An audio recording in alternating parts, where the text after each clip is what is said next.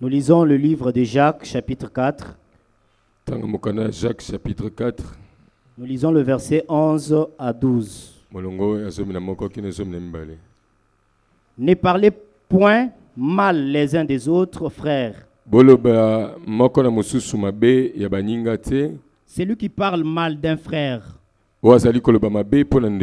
ou qui juge son frère parle mal de la loi et juge la loi. Mais tu en es juge. Un seul est législateur et juge. C'est celui qui peut sauver et perdre. Mais toi, qui es-tu qui juge les prochains? Veuillez vous asseoir. Nous lisons Psaume chapitre 133.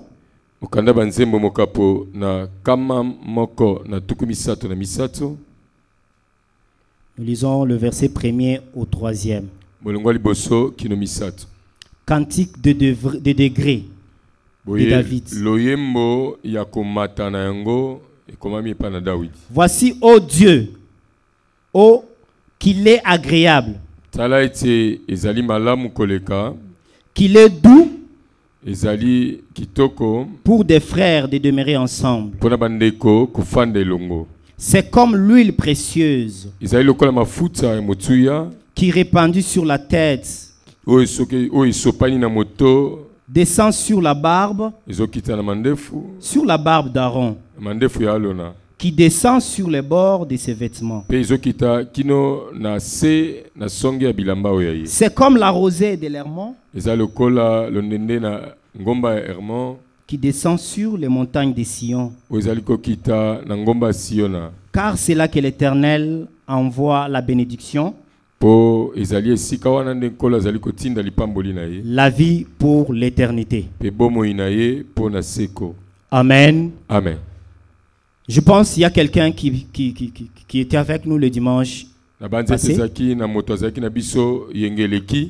Nous nous sommes dit, nous avons une dignité à défendre. Nous avons une dignité à protéger. Parce que de cette dignité dépend notre sécurité.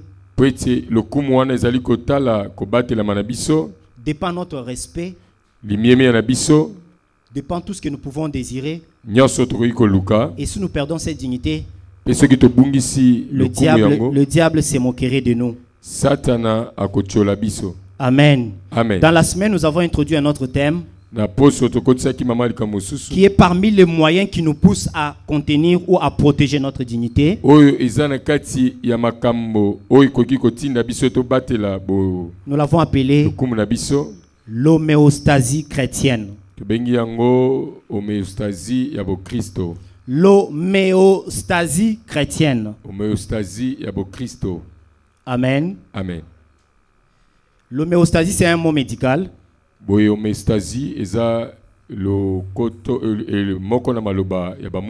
J'ai beaucoup vu Dieu dans la médecine, c'est pourquoi je vous apporte ce thème. Donc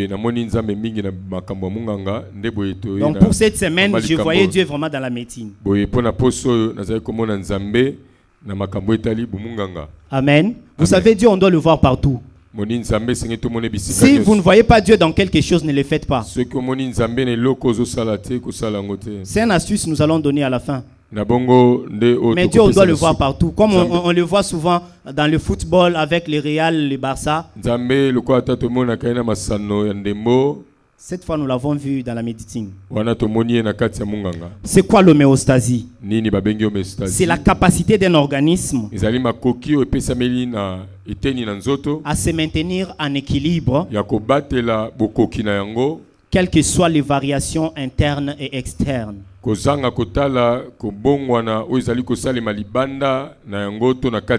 Amen, peuple de Dieu. Amen. L'homéostasie, c'est cette capacité qu'a le corps, votre corps à vous, à pouvoir se maintenir en équilibre, quelles que soient les variations. Les variations de l'intérieur ou de l'extérieur.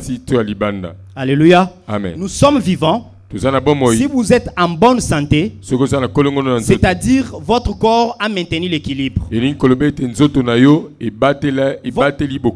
fonctionnement de votre corps est normal. Chaque fois qu'il y a modification,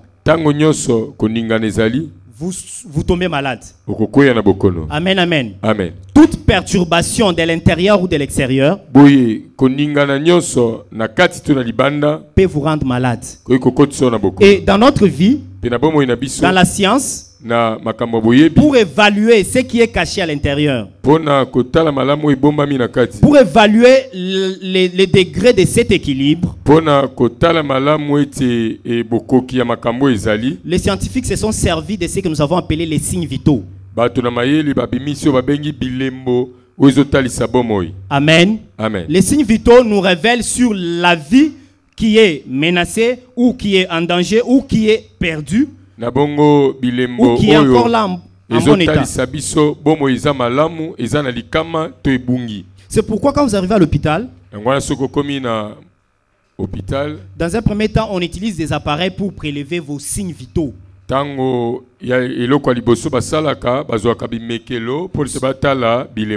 le cadavre, ces signes ici ne sont pas là. Amen. Amen. Ça marque la vie. Et son degré aussi. Chez les cadavres, si on place le thermomètre, on aura une température appropriée aux morts. Donc en dessous de la valeur normale, et plus elle va baisser jusqu'à ce que ça chute totalement. Amen. Amen. Parmi les signes vitaux, il y a la température, il y a la pression artérielle. Je ne vous apprends pas la médecine, mais je vais vous faire comprendre comment Dieu vit Dieu dans la médecine. La fréquence cardiaque, la fréquence respiratoire, la saturation en oxygène. En fait, tous ces éléments ont été mis en place pour détecter une perturbation qu'il y a eu à l'intérieur. Et tous ces éléments, les signes vitaux, ont des valeurs normales. Amen, amen. Chaque fois qu'il y a une augmentation d'une valeur, vous avez un problème. S'il y a une diminution, vous avez un problème. Et donc la bonne santé, c'est la maintenance, c'est l'équilibre dans les valeurs normales. Prenons la température par exemple. La température est prélevée avec le thermomètre. Amen. Amen. La valeur normale, supposons pour les adultes, commence à partir de 36,2. C'est normal. Mais quand c'est un adulte qui vous vient, vous avez une température en dessous de 36. Vous avez 35, 34. 35. Il y a quelque chose de mauvais qui se passe. Si vous avez 37, 38, 39, 40. Vous savez ce qui se passe quand vous avez un enfant, la fièvre à 40. Amen. Amen. Pourquoi vous vous agitez? C'est parce que vous n'avez pas la valeur normale. Et même le personnel soignant, quand il voit toutes ces choses perturbées, il sait qu'il y a quelque chose qui se passe en bas, à l'intérieur, qui a perturbé cette dynamique. Et donc ce corps en face, c'est un corps qui a perdu la capacité de se maintenir en équilibre, parce que les variations étaient plus supérieures que sa capacité de défense. Amen. Amen. Alors la capacité de se défendre, ou que le corps reste dans les valeurs normales, que ce soit la température, que ce soit la tension ou tous les autres signes vitaux, que ça reste normal,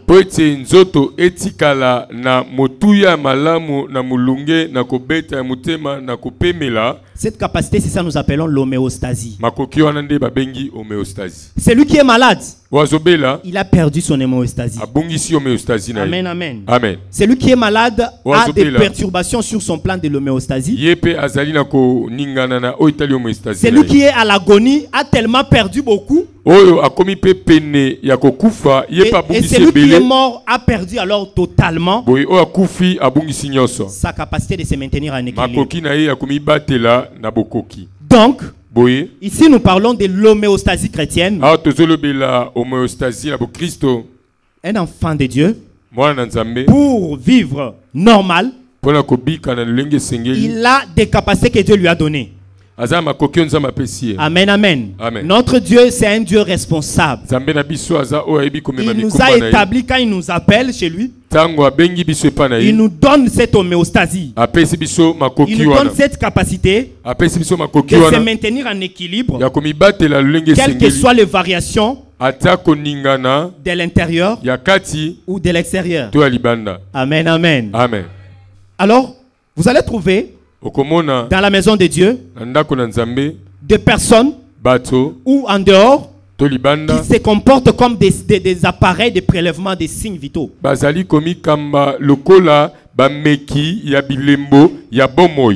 Amen. Amen.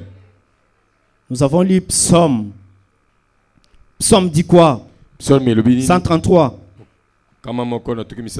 Il est agréable aux frères de rester, de demeurer ensemble. C'est comme l'huile précieuse qui coule, qui se répand sur la tête, descend sur la barbe d'Aaron, qui descend comme la rosée, tout ce qu'on a dit. Le dimanche passé, nous avons parlé des vêtements que Dieu avait imposés qu'on fabrique pour Aaron, oui ou non? Ces habits s'étaient faits pour le parure et la dignité d'Aaron. C'est seulement sur ces habits que pouvait couler l'huile. Amen, amen. Sur d'autres habits, l'huile ne coulerait pas. L'huile allait couler seulement sur ces habits que Dieu avait choisis. Sur ces habits que Dieu avait voulu pour Aaron. Si vous portez d'autres habits, l'huile ne coulera pas de cette manière. Amen, amen. Amen. Alors, vous allez comprendre que Jacques, lui, il commence par dire: ne parlez point mal les uns des autres. C'est lui qui parle mal d'un frère ou qui juge son frère. Il parle mal de la loi.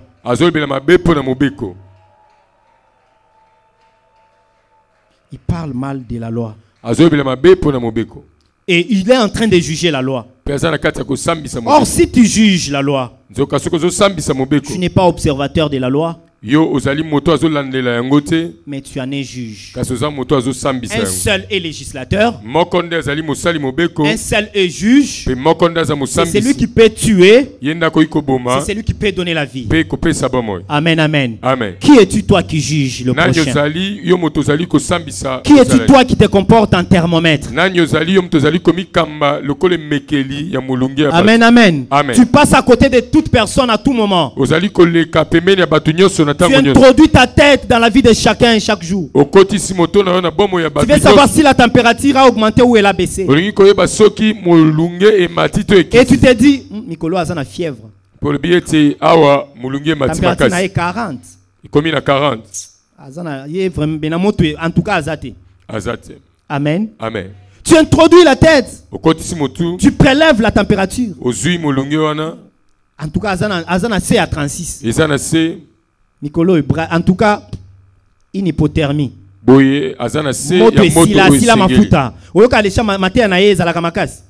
C'est pas comme il était avant. Thermomètre. Qui t'a donné ce pouvoir? Thermomètre. Qui t'a dit que tu te comportes en thermomètre? Il est préférable que les frères habitent ensemble. C'est ça on nous autorise. Mais on ne nous autorise pas de juger les autres.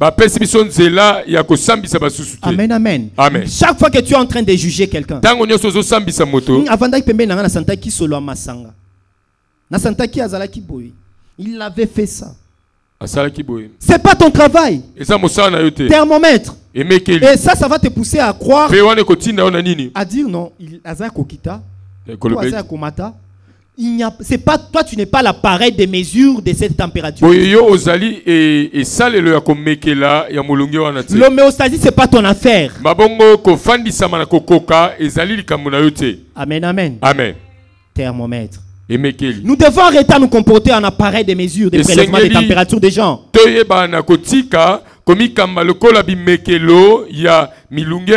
C'est lui qui est en train de juger l'autre. Il est en train de juger la loi. Il n'est pas observateur de la loi, mais il en est juge. On ne peut pas juger la loi. Nous n'avons pas le pouvoir de juger la loi parce que nous ne l'avons pas conçue. Il n'y a que le législateur de la loi. Amen. C'est lui qui a conçu la loi, a la capacité de juger. Pourquoi? Parce que dans ses capacités, qu'est-ce que la Bible dit? Un seul est législateur et juge. C'est celui qui peut sauver et perdre. La personne que toi tu condamnes là, la personne que toi tu juges chaque jour, est-ce que tu peux le perdre? Est-ce que tu peux le sauver? Si tu as le pouvoir, tu n'as pas le pouvoir de le tuer. Tu n'as pas le pouvoir de le chasser de l'église. Bizarrement, tu n'as pas le pouvoir de l'aider à revenir. Parce que toi, tu es en train de faire autre chose que faire ta mission.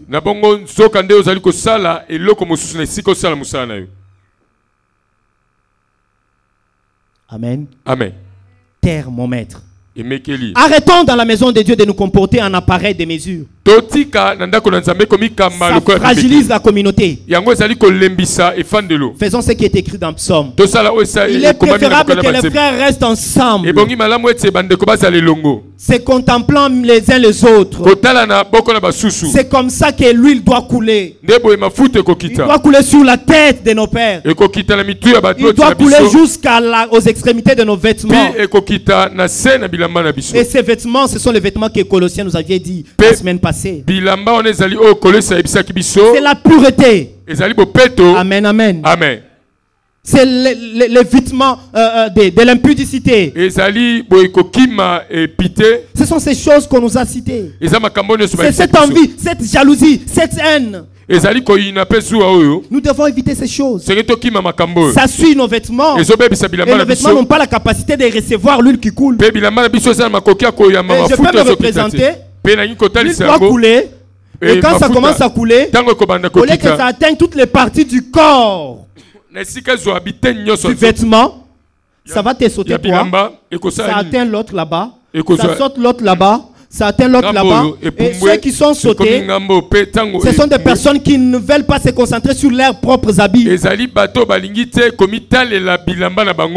veulent voir dehors. Ils veulent condamner le prochain. Ils veulent le juger. Personne n'a le droit de juger l'autre ici. Qui es-tu toi qui juges le prochain? Azo sala kindumba ezaye. Azo kende soki wapi ezaye. Nous allons voir sa part à lui. Il a aussi une dignité à défendre. Si jamais il ne se contente pas de défendre sa dignité. Mais toi, occupe-toi de ta mission. Amen. Tu es en train de passer le temps. Tu vas voir. Tu vas voir ce que la suite nous réserve dans Exode 2:14. Attendons, nous allons voir. Exode chapitre 2, le verset 14, il nous dit ceci. Et cet homme répondit: qui t'a établi chef et juge sur nous? Penses-tu me tuer comme tu as tué l'Égyptien? Moïse eut peur et dit: certainement la chose est connue. Amen. Amen. Moïse, tu n'as pas la mission de venir séparer des Israélites qui se disputent. Moïse, Tu n'as pas la mission de dire que tel est entré à l'hôtel ou il n'est pas entré à l'hôtel. Moïse, tu n'as pas la mission de dire tel a volé ou il n'a pas volé. Moïse, tu n'as pas la mission de dire qu'il était à Capella là-bas, il s'ennuie. Moïse, tu n'as pas la mission de dire qu'il sentait l'alcool ou Moïse voulait intervenir de manière comme tu penses que tu fais du bien là.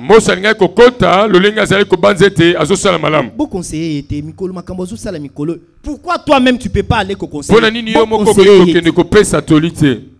Amen, amen. Amen. C'est que toi tu fais.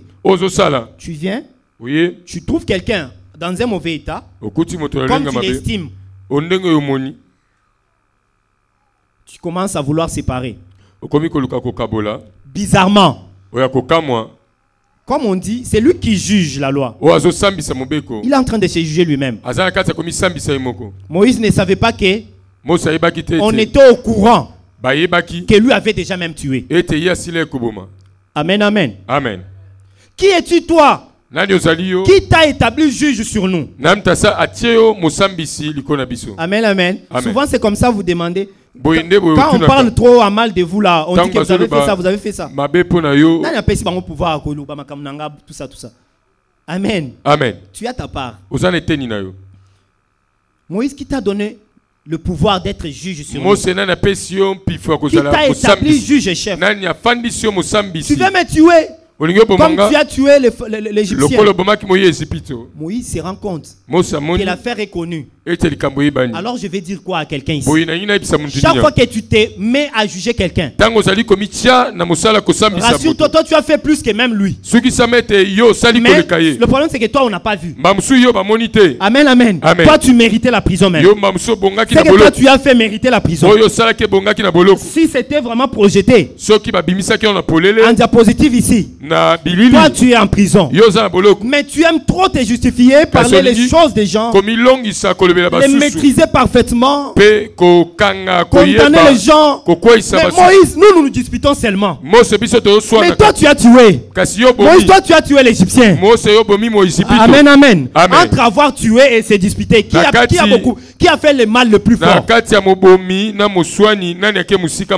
Amen.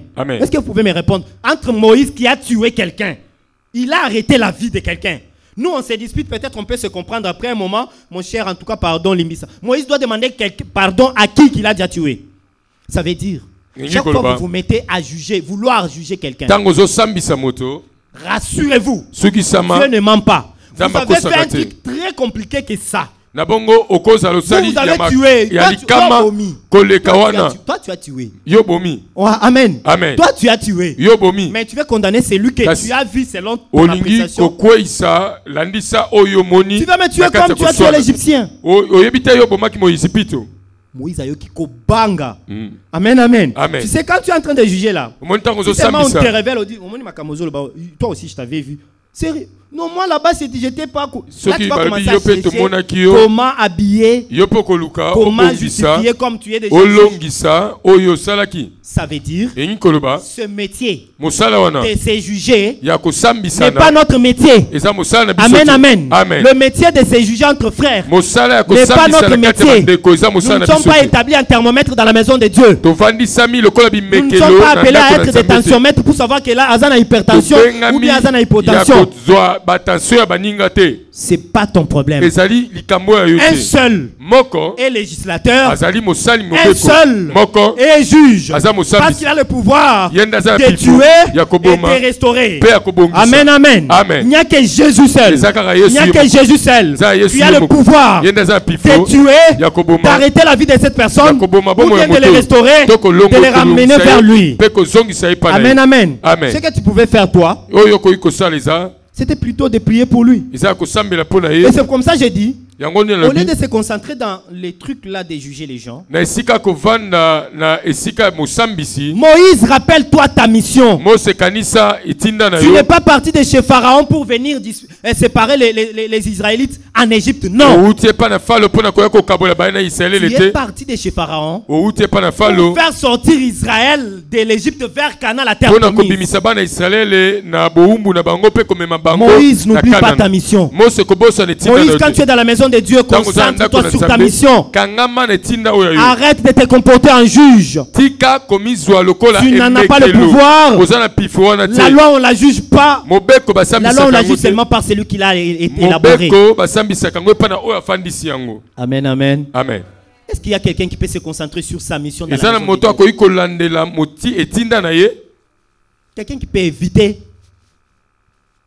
de s'ingérer dans des choses. Vous savez, quand on fait cela, on est en train de perdre ce qu'on appelle l'acceptation. Parce que l'acceptation, c'est l'absence de la provocation et de l'irritation. Parce que la provocation et l'irritation engendre le complexe. Amen, amen. Amen. Chaque fois que toi tu es en train de parler de lui, quand il va apprendre cela, tu sais ce que tu as fait? Vous allez vous affronter, oui. Tu l'as irrité. Tu l'as pas conseillé. Tu l'as pas amené vers Dieu. Mais toi tu l'as irrité. Et tu l'as provoqué. Et la provocation quand elle est là, l'irritation quand elle arrive, ça apporte un complexe. Ce complexe peut être d'infériorité ou de supériorité. Quand tu le condamnes souvent, tu juges souvent, tu es en train de te justifier toi. Amen, amen. C'est toi qui fais ma cambia bien. Nous sommes à l'église matin, midi, soir. Nous sommes à l'église mercredi, vendredi, samedi, dimanche. Nous on est comme ça. C'est ce que toi tu es en train de développer. C'est un complexe de supériorité. Tu te vois plus que celui-là. Or devant Dieu nous sommes tous égaux. Il n'y a que Dieu qui est plus que quelqu'un. Et quand toi tu t'amènes supérieur à quelqu'un d'autre, voilà pourquoi tu ne peux même pas le conseiller. Dans la maison de Dieu, la mission, c'est de prier les uns pour les autres. Et non irriter les autres et non provoquer les autres. Amen, amen. Amen. Même dans vos maisons, dans des familles, dans des foyers, partout, même au travail. Si vous irritez chaque fois quelqu'un, si vous le provoquez chaque fois, rassurez-vous, vous êtes en train d'abîmer la vie sociale. Il verra que tu les déconsidères. Donc lui n'a pas de valeur. Ça va créer des guerres. Des guerres d'esprit. Pour vivre en paix, il faut éviter l'irritation. Il faut éviter la provocation. Ces choses nous proviennent de ce complexe de supériorité qu'on estime. Ou parfois d'infériorité. On pense que la personne en face, selon toi, à l'équipe, on a je ne sais pas quoi. Et puis, tu cherches pour les réduire un peu. Ou bien avoir une sensation de conviction, d'être comblé chez toi. Il faut les réduire. Il faut parler en mal de lui. Essayer de mal le vendre auprès des gens. Amen, amen. Amen. Parce que tu as ce complexe-là. L'homéostasie chrétienne, c'est cette capacité de se maintenir en équilibre, quelles que soient les variations extérieures ou intérieures. Amen, amen. Amen. Nous lisons Romains et nous avançons. Nous sommes dans Romains chapitre 2, le verset 1er au 4e.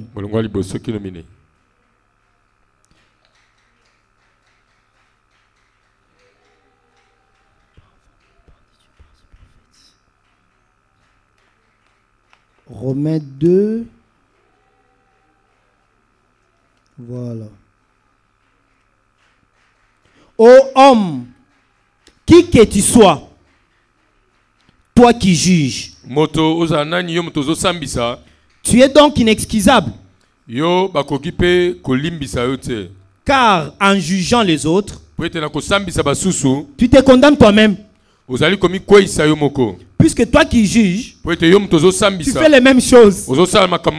Amen, amen. Amen. C'est pas moi. C'est la Bible. Elle rassure que toi qui juges, tu fais les mêmes choses. Nous savons en effet que les jugements de Dieu contre ceux qui commettent de telles choses est selon la vérité. Toi, tu seras jugé selon la vérité. Amen. Amen. Et penses-tu, ô homme, qui juge ceux qui commettent de telles choses et qui les fait, que tu échapperas au jugement de Dieu? Ou méprises-tu les richesses de sa bonté, de sa patience et de sa longanimité, ne reconnaissant pas que la bonté de Dieu te pousse à la repentance? Amen, amen. Amen. Chaque fois que tu estimes que tu es meilleur que quelqu'un, chaque fois que tu estimes que tu es juste, tu estimes que tu es saint, tu es en train de te juger toi-même. En jugeant quelqu'un, en parlant de mal de quelqu'un, comme Somme a dit, ne parlons pas mal les uns pour les autres. Chaque fois que toi tu fais ces choses, tu te prends supérieur. Mais rassure-toi, tu n'échapperas pas à la loi. Tu seras aussi jugé, mais selon la vérité. Amen, amen. Amen. Mais bizarrement, en continuant à faire ceci, je suis en train de mépriser la richesse de Dieu. Tu méprises la bonté de Dieu. Tu refuses d'être reconnaissant envers Dieu pour le temps qu'il t'a donné. C'est pour que tu puisses te repentir. Amen, amen. Amen. Cher thermomètre, cher tensiomètre, cher bonbonne, pour nous faire savoir si la saturation en oxygène est dans les valeurs normales. Tu sais nous donner des valeurs de la fréquence cardiaque, la fréquence respiratoire dans des valeurs normales. Très cher appareil de mesure. Dieu t'a laissé le temps de te repentir. Amen, amen. Amen. Le temps que tu as, c'est le temps de te repentir. C'est pas le temps de continuer à condamner les gens. Amen, amen. Amen. C'est pas le temps de continuer à condamner les gens. Parce que un seul est législateur et juge. Une autre chose, je dois préciser, malgré que c'est trop médical. Vous savez, les signes vitaux qui prouvent que vous êtes en vie ou la vie est menacée ou elle n'est plus sont différents selon toute personne. Amen. Amen. Tout le monde n'a pas les mêmes valeurs. Ça varie selon l'âge. Amen. Les adultes ont leurs valeurs. Les bébés ont leurs valeurs. Les grands enfants ont leurs valeurs. Les veillards ont leurs valeurs des signes vitaux. Vous savez, pour un enfant, lorsque la fréquence respiratoire est à 40, c'est normal.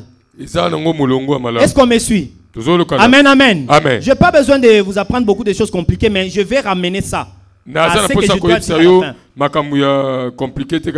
bébé vit avec une fréquence respiratoire de 30-40. C'est normal. Mais chez un adulte, ça va de 12 à 20. Si tu es déjà au-dessus de 20, 21, 22, 23, 24, Pour toi, c'est une polypnée. Tu as une difficulté de respiration. Et les valeurs vont augmenter jusqu'à ce que peut-être on va te placer l'oxygène. Ce qui fait que tu vas mal respirer, tu vas tomber en détresse respiratoire. Ce qui est détresse respiratoire chez toi, chez les bébés, c'est les conditions normales de vie.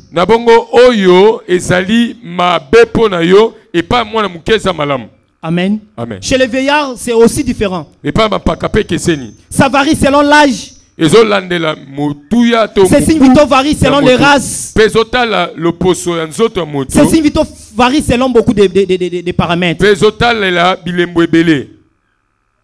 La température chez toi, elle est normale à 36. 36.2, 36.5. Chez le bébé, il faut qu'elle soit à 37.2, 37.3, 37.5. C'est normal. C'est ça sa température. Mais toi avec ton thermomètre là, chaque fois que tu l'introduis, est-ce que tu maîtrises la notion d'âge? Est-ce que tu maîtrises la notion d'âge spirituel? Amen. Amen.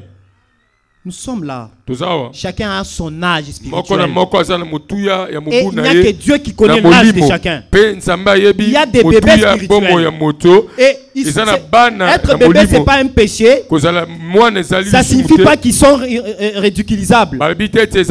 C'est ceux qui sont bébés. Il les a placés ici pour être formés. Qu'ils grandissent comme toi. Amen, amen. Ils sont utiles devant Dieu. Ils sont bébés. Ils peuvent vivre avec leur température de 40. Amen, amen. Dans tel domaine, tu as déjà vaincu ce péché-là. Quelqu'un d'autre se bat avec ça. Il y a quelqu'un qui peut lui donner les capacités de vaincre cela. S'il échoue là-bas, ça ne veut pas dire qu'il est moins que toi. Toi tu réussis là-bas, mais il y a un autre endroit où toi tu es aussi bébé. Est-ce que tu maîtrises la notion d'âge avec ton thermomètre? C'est comme ça quand tu vas placer chez moi. Je suis bébé peut-être par rapport au domaine, je ne sais pas ce que tu dis. Et Dieu m'accepte comme ça. Dieu m'aime comme ça. Il me fait du bien comme ça. Il connaît ma température parce que c'est lui qui m'a conçu. C'est lui le législateur. Je vis à 40. Température à 40 degrés Celsius. Dieu me supporte. Quand toi tu mets ton thermomètre là, tu as les 40. Hey. Il y a déjà des modifications métaboliques là-bas. Il est déjà prêt à mourir. Tu ne maîtrises pas. Je survis parce que Dieu me maintient avec cette température. Mais chez toi, je suis mourant. Thermomètre, tu n'as pas le droit de juger les gens parce que tu ne maîtrises pas la notion d'âge spirituel. Ce qui est vie chez moi est mort selon ta planification à toi. Amen, amen. Amen. La tension artérielle, c'est parmi les paramètres vitaux.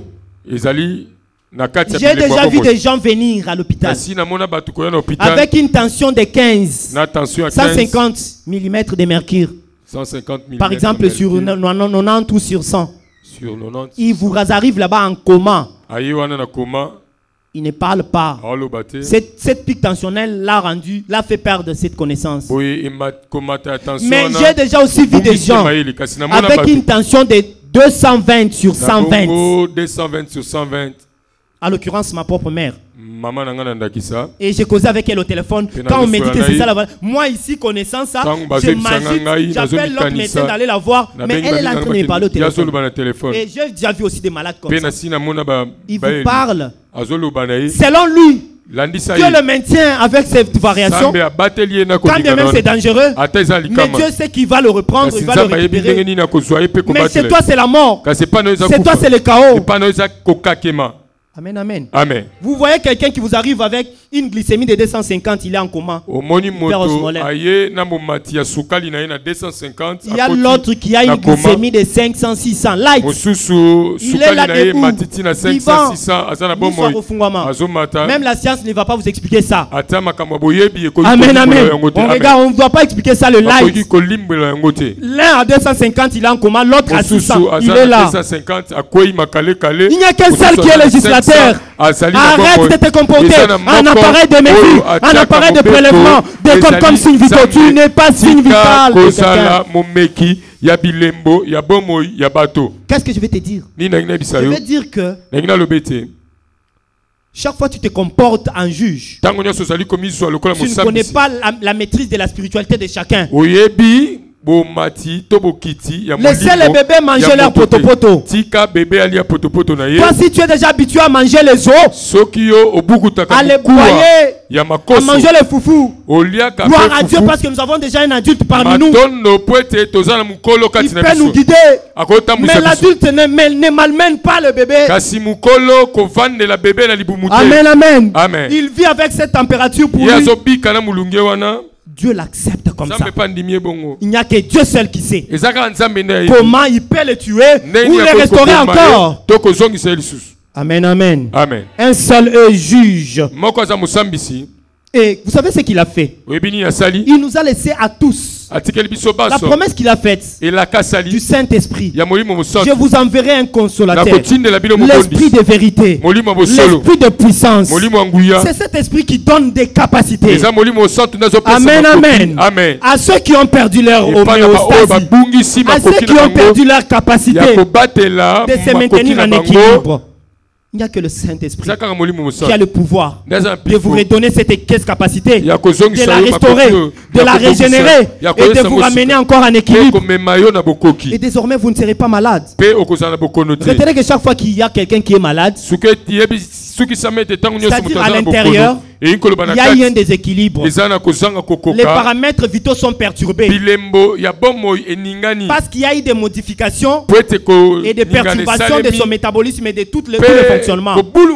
C'est comme ça qu'il est malade. C'est sur base de ça que le médecin, les personnels soignants interviennent pour ramener un peu. Ils te donnent des médicaments qui vont boucher les trous, qui vont arranger, réparer les choses qui avaient créé la perturbation. Et puis, on commence à ramener tant bien que mal ce qui était perturbé. Quelqu'un qui était venu avec une température de 42, 40, déjà avec toute cette liste thermique, vous voyez qu'on lui donne du paracétamol, on lui donne son Ibicap, ça commence à baisser, ça baisse, et puis c'est 36. Vous voyez quelqu'un reprendre ses fonctionnements, il vous parle normalement. C'est ce qu'ils font. Et là, la médecine, elle a triché. Elle a triché chez qui? Elle a triché chez celui qui a créé l'univers. Parce que c'est lui qui a créé l'univers. Il a des méthodes au-delà de cela. Amen, amen. Amen. Amen, amen. Baminganga balandelaka makambo wana na kosala ete atali bilembo boye eza na mobulu azwi apesi paracetamol azwi apesi bicap azwi apesi bakisi nyonso bapesaka mpona kozongisa bilembo wana na lolenge ya kokoka kasi baminganga bazwi yango wapi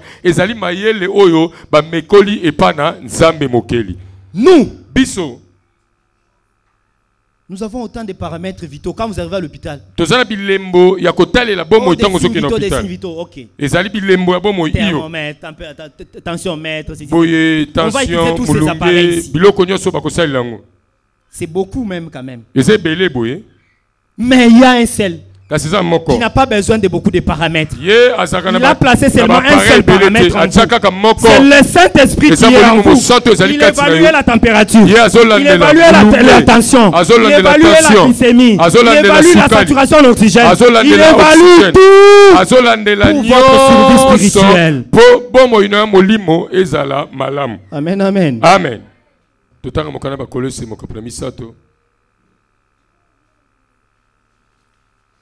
Chapitre 3, nous lisons versets 12 à 15. Ainsi donc, comme des élus de Dieu, saints et bien-aimés, revêtez-vous d'entrailles de miséricorde, de bonté, d'humilité, de douceur et de patience. Amen, amen. Amen. À la place de juger, à la place de condamner, revêtez-vous de cette bonté, de pardon, d'humilité. Enlevez le complexe de supériorité. Revêtez-vous de la douceur. Au lieu de le menacer avec beaucoup de fureur, au lieu d'adresser la parole à la manière d'irriter quelqu'un, parle-lui avec douceur. Comporte-toi avec patience. Supportez-vous les uns les autres. Et si l'un a sujet de se plaindre de l'autre,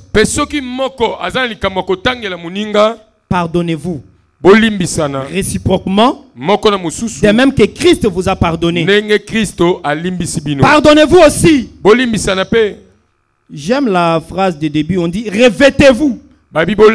Amen, amen. C'est ces habits. Nous sommes en train de citer que vous devez vous revêtir pour que l'huile puisse couler de la tête vers la barbe d'Aaron jusqu'aux extrémités des vêtements. Amen, amen. Je pense qu'on est en train de comprendre la manière dont je parle et je corrèle.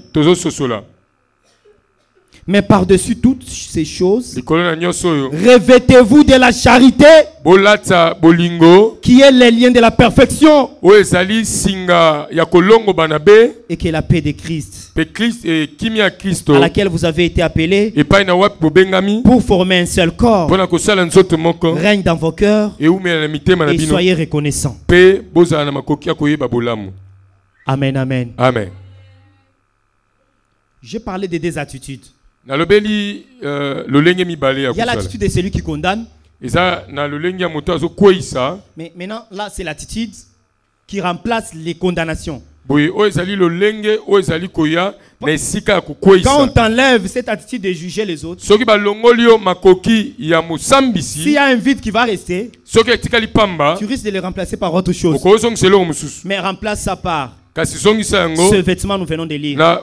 Revêtez-vous de la charité. Revêtez-vous de la bonté de Dieu.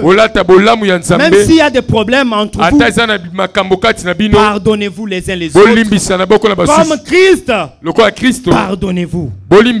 Amen, amen. Amen. Colossiens 2, 16. Que personne donc ne vous juge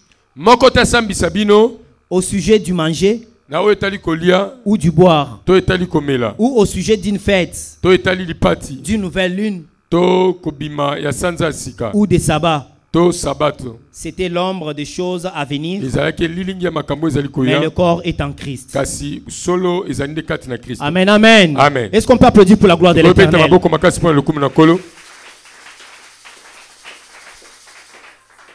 Nous parlons de l'homéostasie chrétienne. La capacité à se maintenir en équilibre. En équilibre chrétien. En équilibre de la vie d'un enfant de Dieu. Quelles que soient les perturbations. Quelles que soient les variations. De l'intérieur ou de l'extérieur. Quelles que soient les circonstances. Quels que soient les moments. Un enfant de Dieu ne va pas aller prendre la drogue, s'enivrer ou prendre, je ne sais pas, l'alcool, soi-disant pour être fort. On a senti une biloko esilinga na nzoto ifona bakisa. Amen, amen. Amen. Un enfant de Dieu, c'est pas ça. Amen, amen. Amen. Un enfant de Dieu, pour son équilibre, il n'a pas besoin de ces choses. C'est pas la variation de dehors qui doit te changer. C'est toi, c'est pas les envies des gens qui doivent te changer. C'est pas la situation que l'autre mène qui doit te changer. Décembre yango. Amen, amen. Amen. C'est pas le cabello que tu as vu chez l'autre là-bas. Et tu viens s'aimer la terreur dans ta maison. Ceux qui n'ont pas de cabello dans décembre, mal à l'aise dans Kimi ezate. Tu perturbes toute la vie. Tu modifies même les budgets. Toi, tu es modifiable même par des choses. Amen, amen. Donc toi, décembre te perturbe comme pas possible. Yo décembre la kisi sukambula. Un enfant de Dieu qui est perturbé par décembre, qui est perturbé par février, Saint-Valentin, qui est perturbé par mars, journée de la femme, le 8 mars, perturbé par donc, les événements et les circonstances. Chaque fois qu'il y a ces choses, toi tu as des problèmes. Amen. Amen. On parle mal de toi. On te critique de ce que tu fais. Et ça te perturbe. Tu perds l'équilibre. Tu refuses de venir à l'église. Tu refuses de prier. Tu refuses d'écouter. Tu dis grave.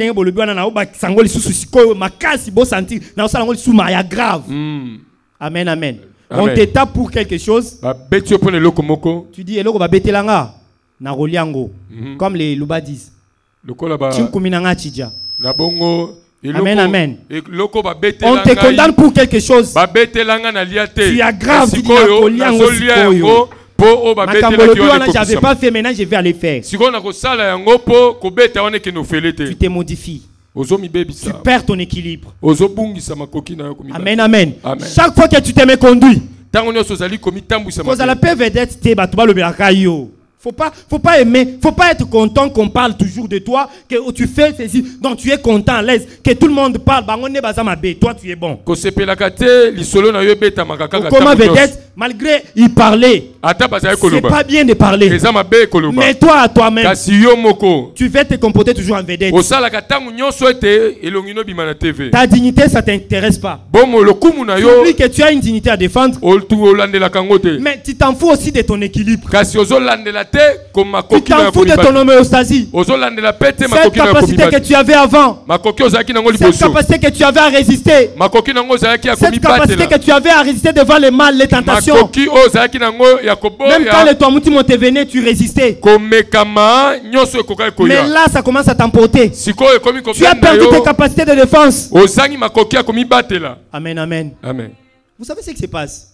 Lorsqu'on perd son homéostasie, le corps n'est pas en équilibre. Soit la tension augmente, selon le système, selon l'appareil qui est atteint, l'appareil du corps, il y aura toujours une variation. Tu peux être en excès ou en diminution.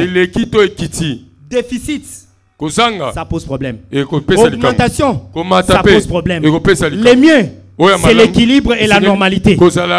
Amen, amen. Le bas équilibre. Amen, amen. La vie, la bonne santé, c'est l'équilibre. Quand vous êtes en bonne santé, là, la force, c'est que vous êtes en équilibre. Et vous devez aussi être en bonne santé spirituelle. C'est ça, vous êtes en bonne santé. Et rien ne va vous perturber. Quel que soit le problème, quel que soit le manque, vous allez faire ce que nous avons vu le vendredi. Vous allez mettre en place le contentement. Vous allez développer la capacité d'être content de toi-même, d'être content de ce que tu es, d'être content de ta petite vie là, d'être content de ce que Dieu te donne pour l'instant. Directement, tu vas chasser les envies, tu vas chasser les désirs, tu vas chasser toutes ces passions inutiles. Pour l'instant, Dieu veut que je sois célibataire. Les désirs n'ont pas de place à moi. Je me maintiens. Amen, amen. Ça se passe comme ça. Et tu te maintiens en équilibre.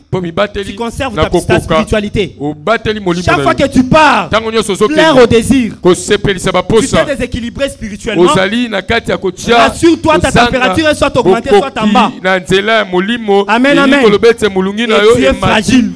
Tu es en train de souffrir. Tu es maladif. Tu es maladif. Tu es maladif. Tu es maladif. Parce que tu as perdu l'équilibre. Gloire à Dieu. Gloire à Dieu pour ceux qui sont maladifs. Jusque-là ce matin. Maladifs, oui. Les signes, les paramètres vitaux spirituels sont perturbés. Oui. Mais vous n'êtes pas mort.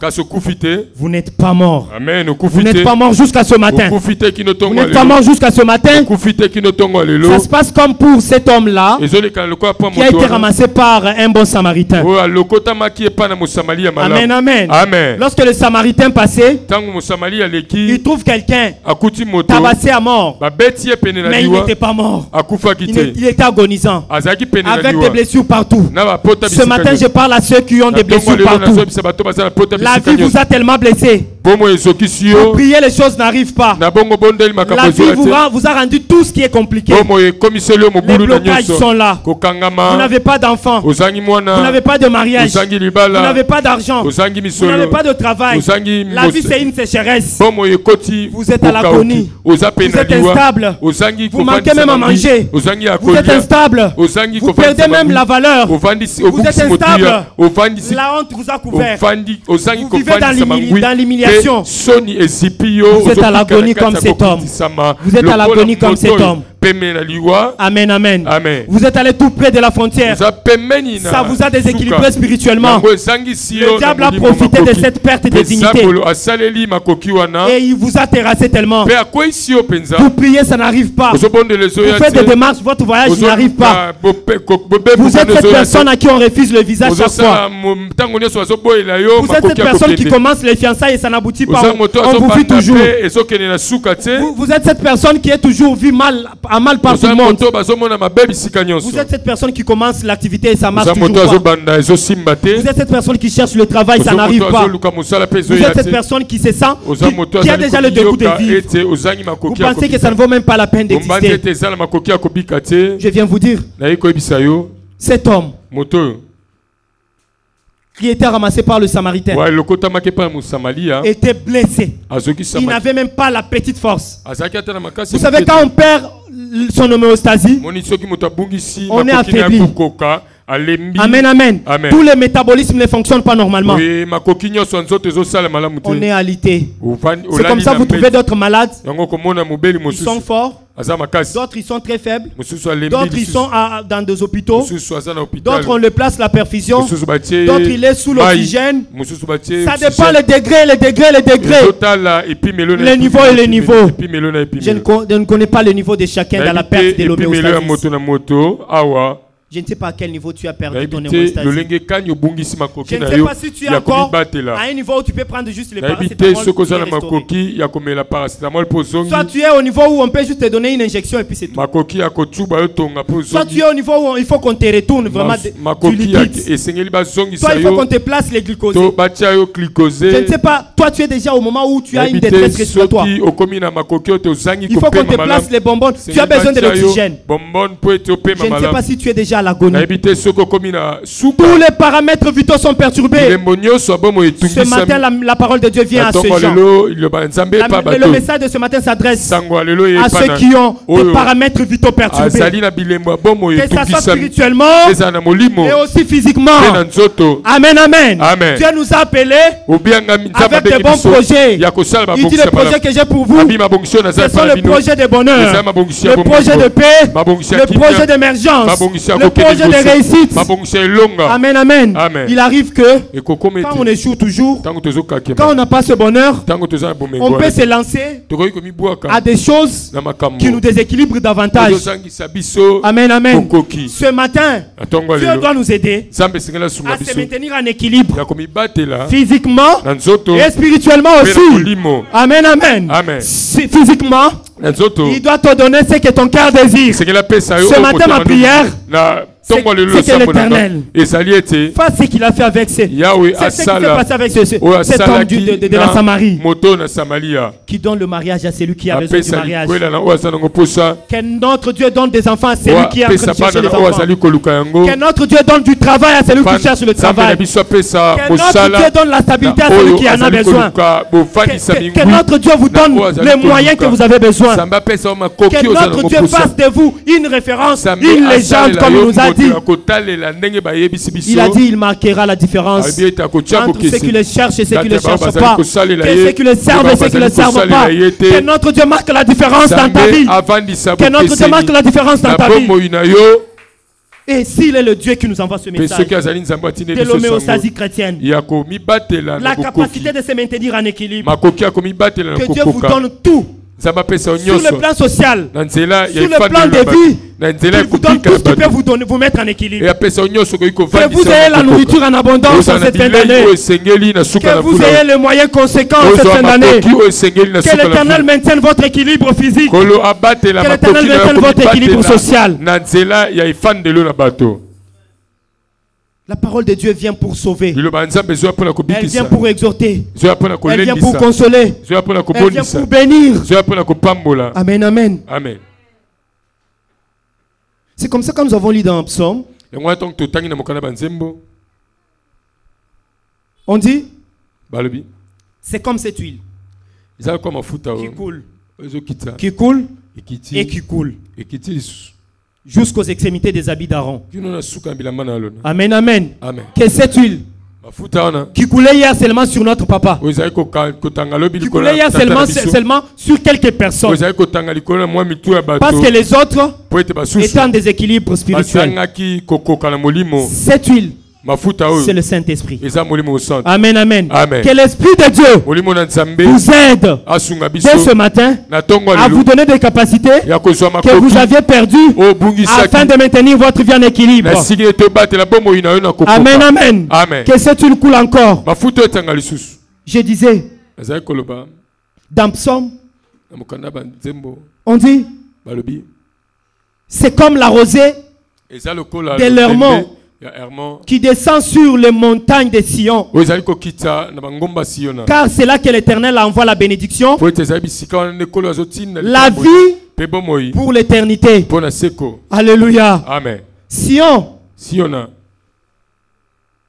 l'huile. Sion, c'est Jérusalem. C'est l'endroit où Dieu avait désiré d'habiter. Là où Dieu avait désiré mettre sa présence. Que l'Éternel impose sa présence dans votre vie. Parce qu'il impose sa présence dans votre vie. On dit c'est des Sion d'où vient la bénédiction de Dieu. S'il fait asseoir sa présence dans votre vie, non seulement vous êtes bénis, mais vous avez la vie pour l'éternité. Amen, amen. Nous étions en train de parler ce matin sur les paramètres vitaux. Ça renseigne sur la mort et sur la vie. Tous ces paramètres qui étaient perturbés. Je prends cet exemple, comme je l'ai dit, de l'homme qui était tabassé par les voleurs, tabassé à l'agonie, à mort. Mais il y a quelqu'un qui est passé avec tous les signes vitaux perturbés. Il a cherché à savoir seulement si le cœur bat. Amen, amen. Est-ce que le cœur bat encore? Je bénis Dieu parce qu'il y a le cœur qui bat encore pour mon frère qui est là. Je bénis Dieu parce qu'il y a un cœur qui bat encore là. Ce matin, il y a un cœur qui est encore débattu. Ce cœur est en train de battre encore. Quel que soit ce qui s'est passé, quel que soit ce qui a déséquilibré votre vie, vous êtes à l'agonie. Mais c'est lui qui est plus que les bon Samaritain. Jésus-Christ de Nazareth. Viens vous ramasser ce matin. Il vient vous ramasser ce matin. Il vient vous ramasser ce matin. Il vous amène à l'hôpital. Il vous amène à l'hôpital. Vous savez ce qu'on fait à l'hôpital? À l'hôpital, on a pensé les plaies. On a donné tous les liquides possibles pour restaurer les moyens, tout ce qui était perturbé. On a ramené cette personne en force. Et à l'hôpital, pour terminer, je crois avoir débordé. Oh là là. Pour terminer, vous savez à l'hôpital, si une femme vient accoucher, j'en ai déjà vu. Il y en a qui accouchent, l'enfant ne crie pas à la sortie. D'autres crient directement. Signe de vie. On les place là-bas. Mais c'est lui qui ne crie pas. On sort. il est encombré.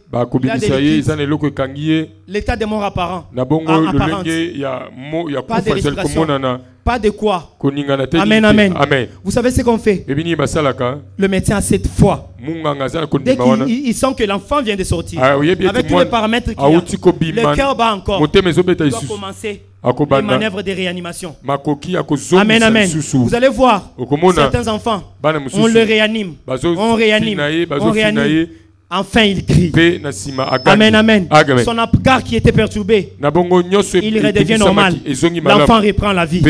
C'est ce qui s'est fait ce matin pour mon frère et pour ma soeur qui avait vu son hémostasie perturbée, chez qui les signes vitaux étaient perturbés. Quel que soit vous étiez à l'agonie, quel que soit vous étiez à un état de mort apparente, l'Éternel vient vous réanimer ce matin. Cette parole vient vous réanimer ce matin. Recevez votre réanimation spirituelle. Que l'Éternel vous donne l'équilibre spirituel. Désormais vous vivez en homéostasie. Désormais vous vivez votre homéostasie.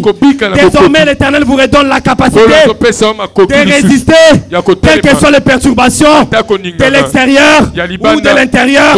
Vous êtes maintenu en l'équilibre afin que la main de l'Éternel reste sur vous. Que Dieu vous bénisse.